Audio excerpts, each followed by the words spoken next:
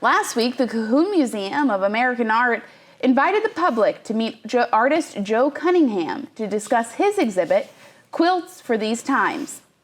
Joe created 10 large quilts between 2022 and 2024, with each quilt addressing a different current event.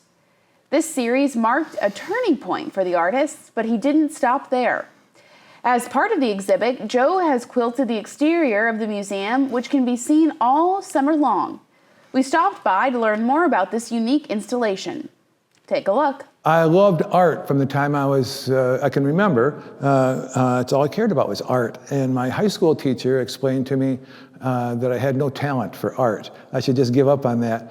When I ran into quilts when I was 26 and I started learning how to make them, it was not like art. It was not intimidating. A quilt, I had female relatives that made quilts, so how hard could it be, I thought. And not so much that, but well, I could do that. And so what I did was to trick myself into making art by backing into it without having to, I didn't have the guts to call myself an artist, you know? And it was only 10 or 15 years later that I realized, well, actually, what you're doing is making art.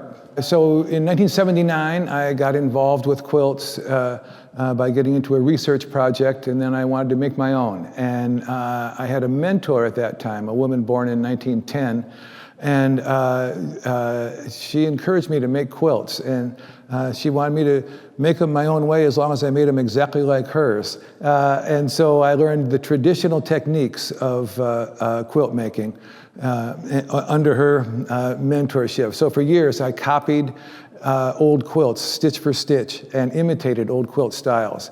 And then at a certain point I realized that what I wanted to do was to do what the women of the 19th century did, which was to make anything they wanted, any way they wanted to do it. And I thought, okay, that's what I'm going to do. The way I make a quilt is I think of, or I find a theme for my quilt, and I don't know what it's going to look like.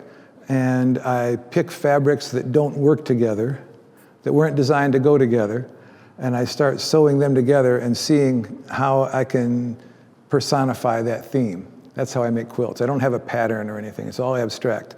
And so when Annie approached me, Annie Dean, the curator here, approached me about doing a show. Would you be interested in doing a show here? She was looking for a male quilter to put together a male quilters exhibit.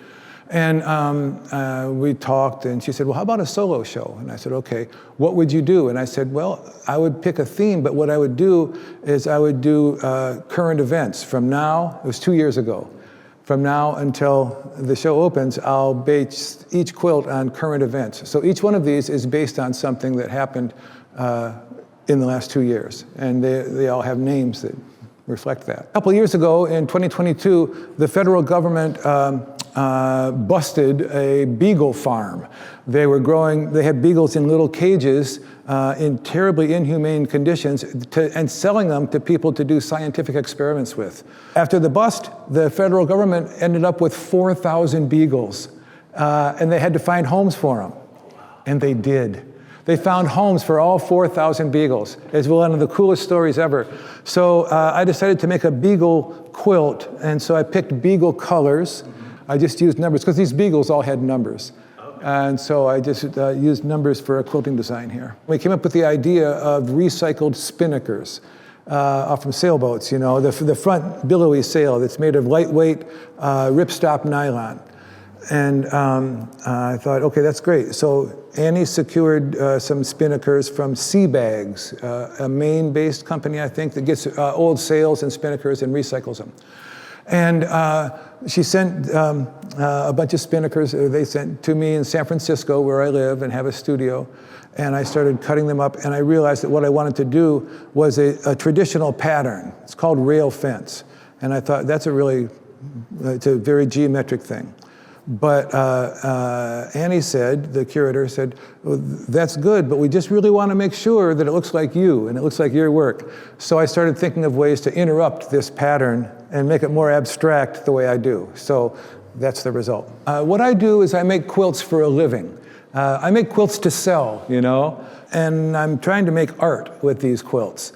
And so All of these quilts will someday be on some other walls, but to have them here at the Cahoon in this setting, curated like this, with the text panels and everything, the lighting, is a dream come true.